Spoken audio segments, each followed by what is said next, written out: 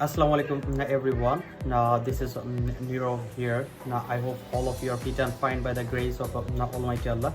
Now Alhamdulillah, I'm also well by the mercy of Almighty Creator. Now today in this video I'm going to share with you only 5 the phrases for your speaking in English. Now, if you wanna be a smart speaker in English, then you must use phrases in your speaking. So right now I am sharing only the 5 phrases for your speaking. First one is like the back of my hand. It means very familiar. Now when you know someone very closely or nearly, then you can use this phrase like the back of my hand.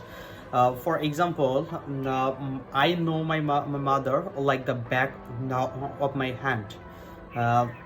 Second one is 24/7.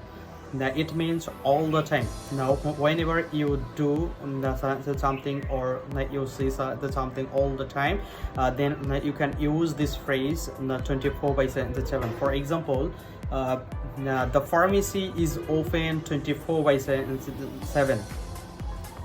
Third one is once in a blue moon. Now it means hardly or rarely. Now it means short time or a little time.